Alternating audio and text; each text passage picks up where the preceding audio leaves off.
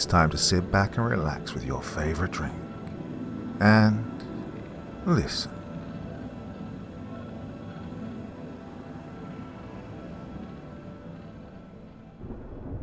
The Stranger in the Background by Will Rayne.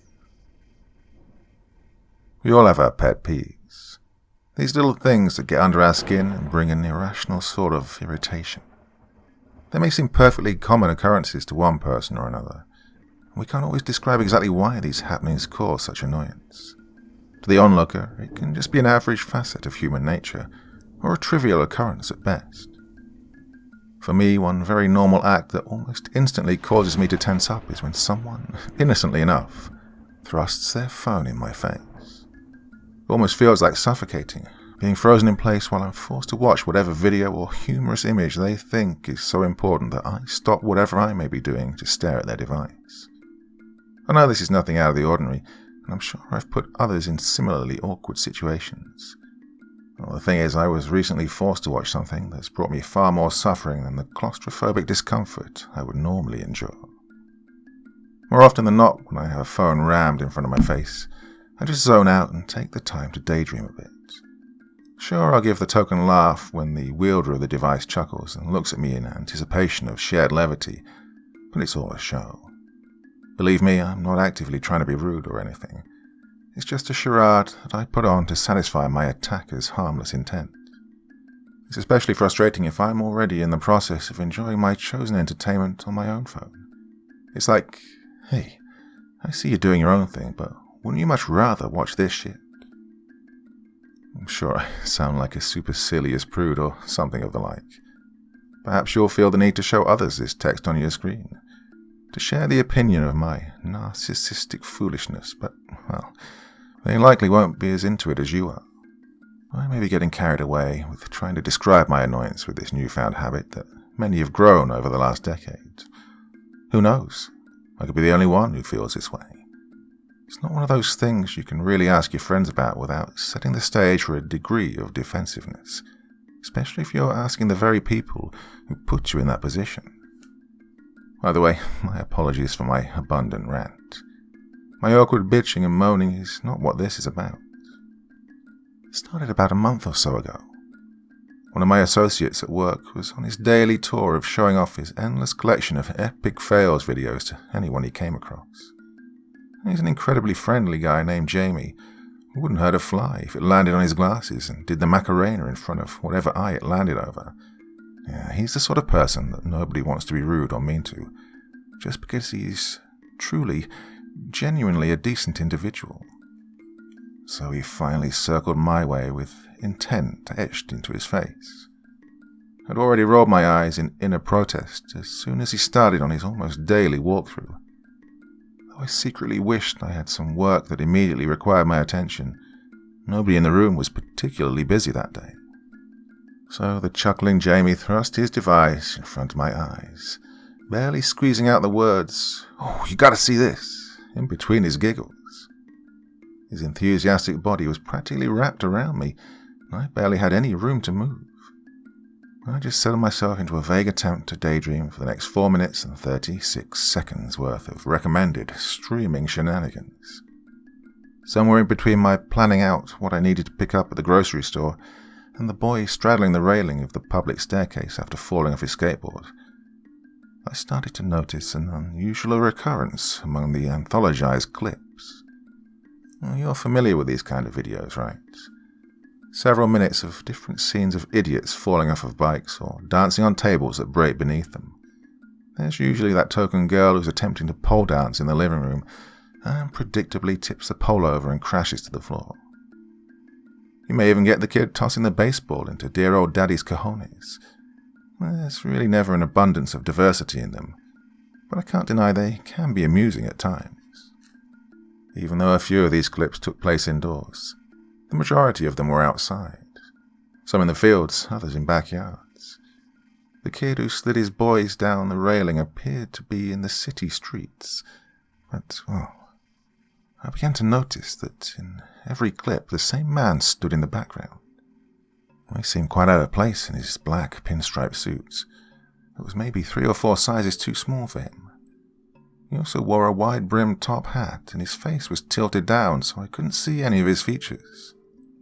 He just stood there, in the background, with both hands holding onto the cane he propped himself up upon. He was no taller or shorter than anyone else.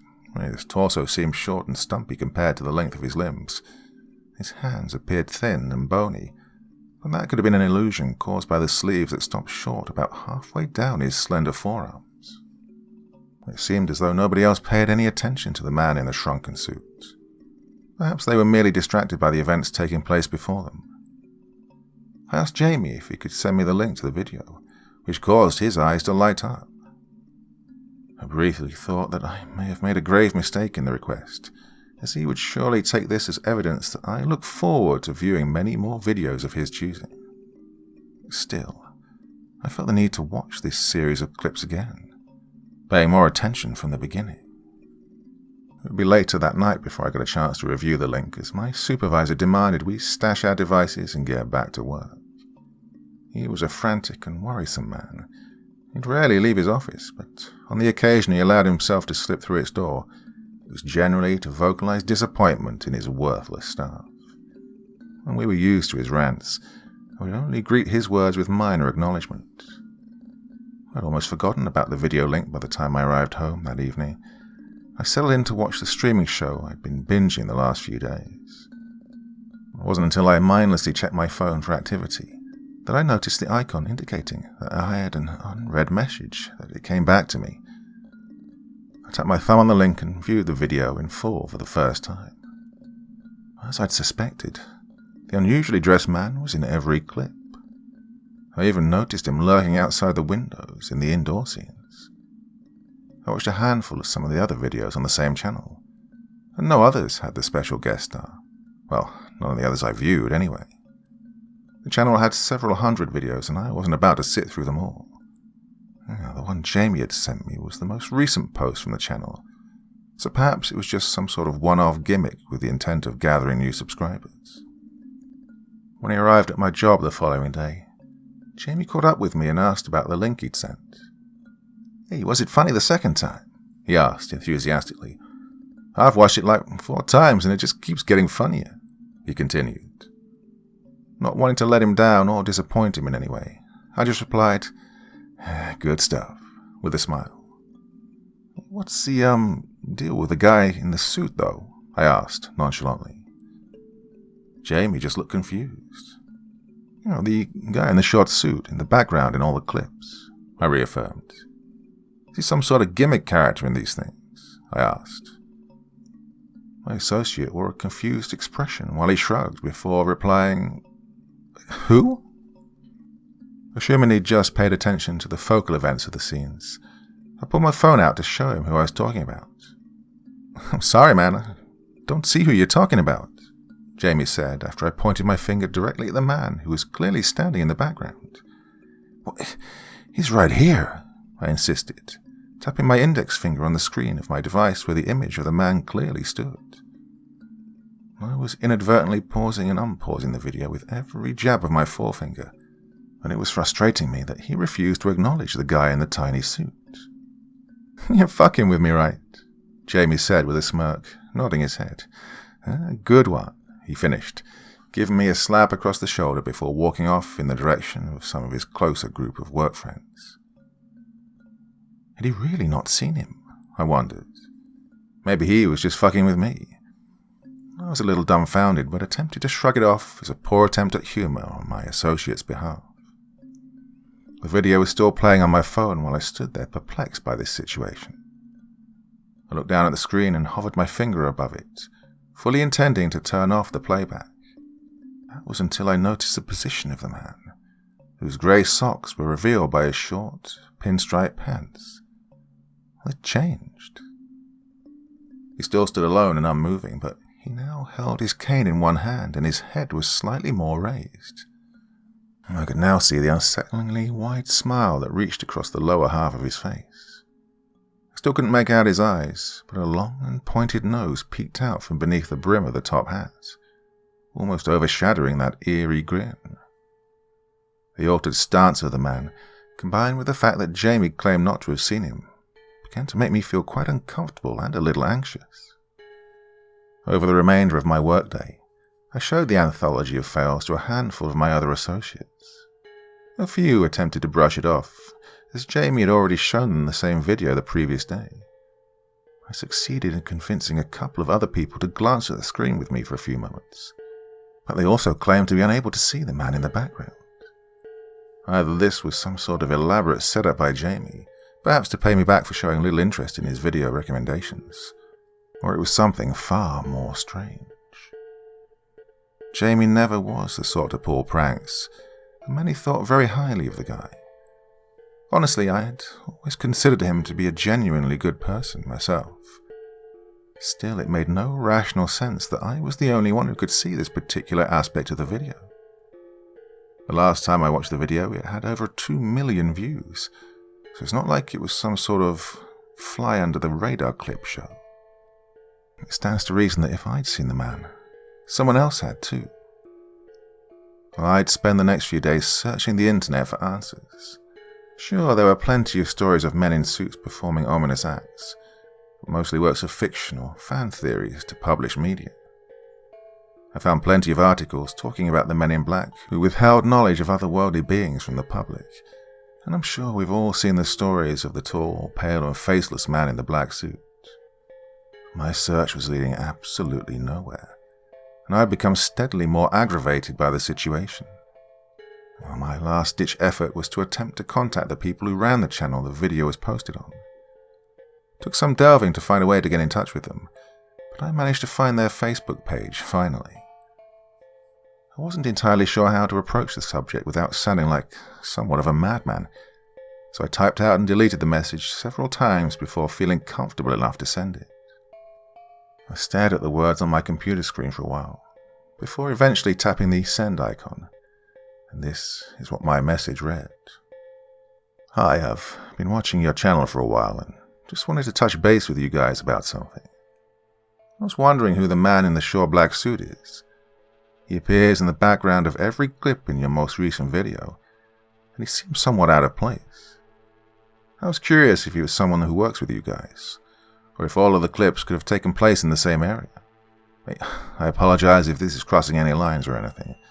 I'm a student at a film school, and I thought he could make an interesting character for a project I'm working on. Thank you in advance for any information you could share with me. I'm sure the film student thing was a huge crock of shit. I didn't want to come off like some sort of idiot fanboy full of conspiracy theories and the like. Well, I wasn't sure if they'd reply, as channels like these are surely swamped with more messages than they can handle. Unfortunately, reaching out to them was the only idea I had left. I imagined that the best I could hope for was some sort of half-assed reply some weeks later.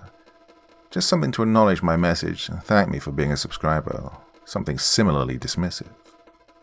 I was incredibly surprised when my message received a reply within an hour of my sending it. First of all, thanks for being a subscriber. It means a lot to us when our fans reach out to us. We strive to make our appreciation known. That being said, whatever you do, do not keep watching the video. We made several attempts to pull it from our channel, but it appears to contain some sort of virus that will not allow us to do so. The individual you refer to was not hired by us in any way, nor was he present at any of the events shown in the clips. I sincerely apologize that you're one of the few who are able to see him, but I highly recommend that you pursue this no further. Though we appreciate your support and value our subscribers, it's heavily recommended that you do not watch this video again. Well, I can't say this reply helped my confusion by all of this in the slightest, but it did give me something. I wasn't the only person who could see the man in the shrunken suit. The warning that I was given to not watch the recording again only served to make me even more curious. I'm sure they had good reason to recommend against it, but it's just a video. I can't imagine another viewing could lead to anything substantially bad. And after all, my curiosity had taken me this far. I couldn't just walk away from it now that I had affirmation that what I'd seen was real. Perhaps I'll watch it just one more time. I actually moved this time. He wasn't just standing in the background anymore, but began progressively moving towards the foreground. He slowly approached the boy who straddled the railing. He began to raise the window of the room the fell pole dancer crashed to the floor in. He even trudged across the mud in the direction of the guy who flipped his dirt bike. Every clip showed the man steadily walking closer to the central character in each short scene. He wouldn't reach the victim of the failure by the time each clip closed and another began. But I couldn't help wonder what would happen when he did. Should I watch it again? I wondered. Not today, not yet. I tried to reply to the Facebook message to inquire as to why I shouldn't rewatch the footage.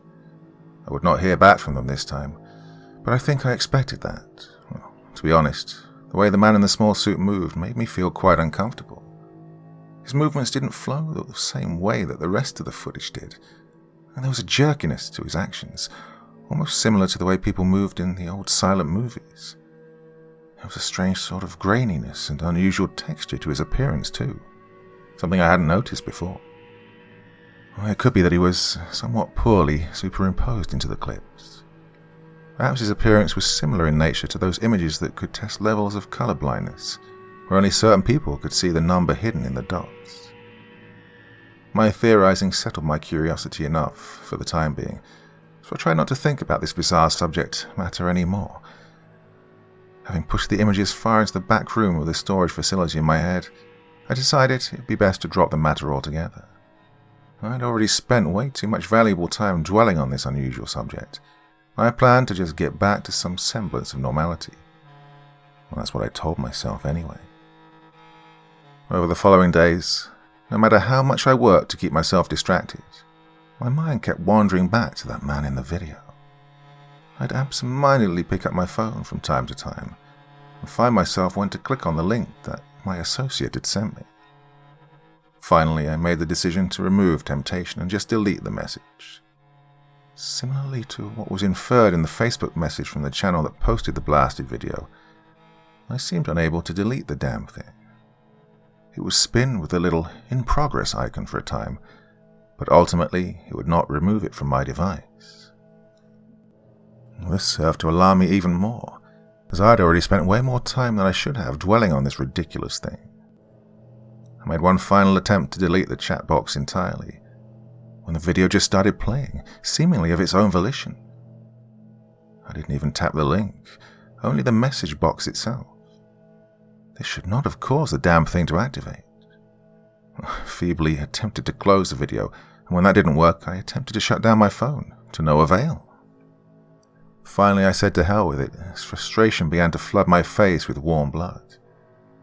I vigorously slid off the back panel and removed my battery before slamming the device face down onto the table.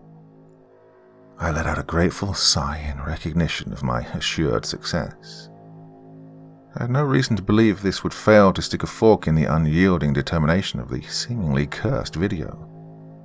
That was until I heard the sound of the ambient background music from the clip, which had still found a way to begin its playback. I flipped the phone back over to face me and, sure enough, the kid was sliding his junk down the railing again before my eyes. I was stunned.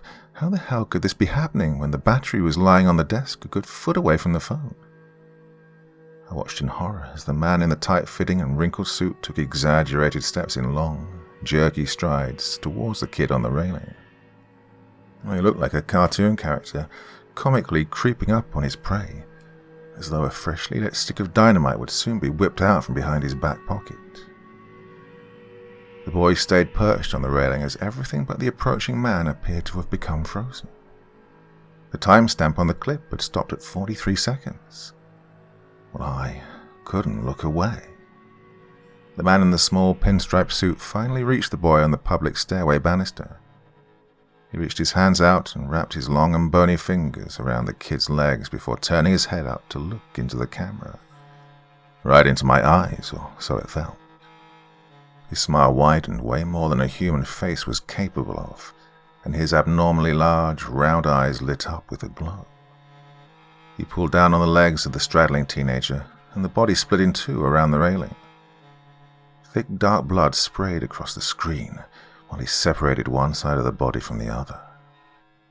The background music gave way to the slushing and splatting sounds of the kids' insides cascading onto the concrete floor. The screen went black and the phone lay lifeless on the table once more. My hands were shaking violently, and I let out a heavy and trembling breath. I didn't even realize that I'd been holding my airflow this whole time, and I felt lightheaded and dizzy. I felt my throat clench around the lumps that threatened to push upwards and out of my mouth. "What the fuck?" I said out loud, my whole body quaking beneath my skin. I was afraid to even touch my phone. I was terrified that if my hand so much as lightly brushed up against it, the next clip would begin to play out before me. I dreaded to think what havoc the man in the pinstripe suit would do next. I stood up to prop myself on legs that felt like gelatin wrapped around a weakened skeletal structure composed of little more than toothpicks. I backed up from the dark screen that stared blankly at the ceiling as if it would leap towards me with malicious intent at any moment. I ran out of my apartment and headed straight for the stairs. The idea of standing still in the elevator with nothing to occupy my erratic thoughts but the grotesque display of maniacal violence and gore I'd witnessed was the last thing I needed right now. I sped towards the door, while my mind raced significantly faster than my still gelatinous legs. My spinning head was mostly checked out and otherwise occupied during my exit, and I clumsily tripped over the threshold of the door to my apartment building. I planted my face onto the crowded concrete pavement that ran alongside the complex, to the great delight of many onlookers. Though I was momentarily dazed and I felt a rush of fresh blood trickle down from my brow, I got to my feet and made a humble bow to the crowd. Perhaps I could save the tiniest sliver of my dignity. Sometime later that day, I arrived back at my home after visiting a local department store to purchase a brand new and never-before-touched cell phone. It may seem a little over the top, but I grabbed my old device with some grilling tongs while keeping it extended out in front of me. I slowly walked in the direction of my small fireplace, and I released my grip on the item I now considered to be cursed and filled with sinister intent. I squirted lighter fluid across the now cracked screen and dropped a lit match upon it. It went up in a blaze and became a melted lump of plastic and electronic shrapnel within minutes. I let out a long sigh and returned to the bag my new device sat in. Over the next 4 hours, I went through all of the obligatory setup steps and updated my contacts, leaving Jamie's number off the list. Over the next few days, I still found myself somewhat nervous when I allowed my eyes to glance at my new device. Once another week had passed by, my life appeared to have returned to its normal and uneventful routines. No more dwelling on strange videos or the mysterious guest stars they may or may not contain. I did find my entire body tense up when Jamie made his occasional tour of the office with his phone outstretched with pride. Before I could give him the opportunity to jam his screen in front of my face, I fled for the safety of the bathroom. Better to avoid any more uncomfortable viewings if I could. Luckily, my associate had finished his sweep by the time I returned to my desk, and the day played out like many others before it. Well, I only wish that I'd not turned on the TV when I got home that evening. Drake Fillmore, a popular skateboarder whose videos have inspired many across streaming platforms, died late last night. The newscaster read aloud from the teleprompter. The details of the incident that took his life are being withheld from the public at this time. Witnesses have described the freak accident as horrific, and some were reported to have fainted at the sight. Though I already had little doubt as to the identity of the unfortunate victim, I still became dizzy and lightheaded when the image of the boy who'd straddled the railing came on the screen. He was older than he was in the anthology of fails I'd viewed, but he was definitely the same person. He sat there, slack-jawed, in front of the television as they progressed to the next topic of the day. Could this bizarre video montage of slips and falls really have led to the real-life death of an innocent kid? My thoughts were interrupted by the buzzing vibration of my newly acquired phone. I idle-mindedly reached for the device while still staring at the TV screen. The newscaster droned on with whatever information she was prompted to relay, but I still felt haunted by the events that had played out the previous segment. I clicked the button on the side of my phone and swiped my thumb across the screen to allow my home screen to be displayed. Rather than break my gaze away from the flat screen in front of me, I raised the device in my hand to meet my eyes. I tapped my thumb on the icon that indicated a new message. I felt my back stiffen when I looked up on the text that revealed an unknown number had attached a video link. Without even clicking on the link, I closed the application and set my phone back down onto my old and weathered wooden coffee table. I knew what would happen if I made any attempt to delete the message. I refused to allow it the opportunity to replay the video I never wanted to watch again. I dreaded to think what the man in the shrunken, pinstriped suit had planned for the unsuccessful pole dancer. She was the feature of the clip that followed the boy that straddled the railing. I stared at the device laying face down on the table for some time. It wasn't until I heard the sounds of the video taking it upon itself to start its playback without my consent that I whipped the phone back from the table and slung it into the fireplace. I heard the screen crack and split only inches from where the dry glob of melted plastic of its predecessor still lay. I repeated the procedure I'd performed on my old phone, and I listened on as the small speaker strained and popped before giving way to nothing more than the crackling sounds of fire. It had been many years since I'd lived without the company of my glossy black phone. I'd find myself reaching into my pocket from time to time, only to find loose lint or occasional spare change waiting. It felt similar to how I imagined phantom limb syndrome would be when my absent mind would command my hand to thumb through random websites that were once no further away than the tip of my finger. This was just muscle memory that my subconscious still felt the need to pursue. I'd never taken the time to realize how often I would reach for the blasted thing. How many hours of otherwise boring time that could easily be filled by my easy access to the World Wide Web. It took some time adjusting to getting used to life without the internet at my fingertips, but it was far better than the alternative. I'd still flee the room when Jamie would approach with his enthusiastic chuckles, holding his phone out as if it were the Olympic torch. It had been several weeks since I'd abandoned life with a smartphone, and I refused to watch the news anymore out of fear of seeing familiar faces having faced a brutal and painful death. I had little doubt that, whether I watched the videos anymore or not, that the strange man in the top hat still found his victims.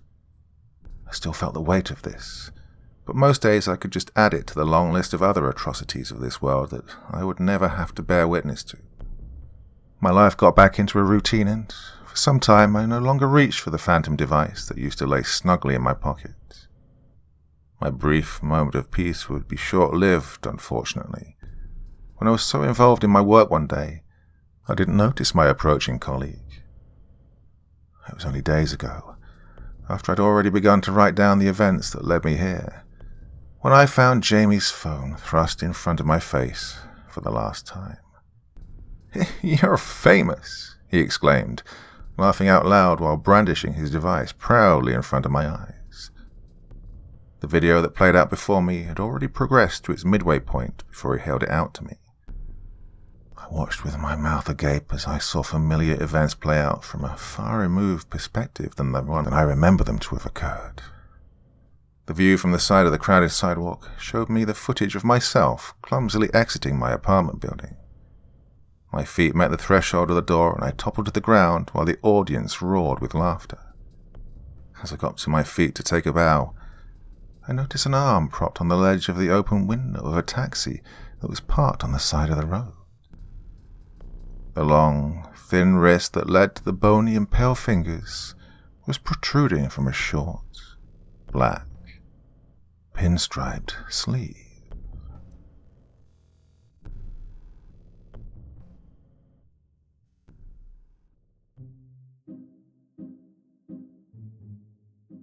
I often think that the true meaning of horror is those things which are ever so slightly off-kilter from your normal everyday life. So things like this, where it's the things that we rely on, the things that we do every day, that suddenly go a little bit bad or we lose control of them. That is the meaning of true horror. When the things we do every day are no longer in our control and they turn on us in an instant. Really enjoyed that one. Hope you did too. Well, back again tomorrow night. I know I missed Monday, so back again tomorrow. Until then, very, very sweet dreams, and bye-bye.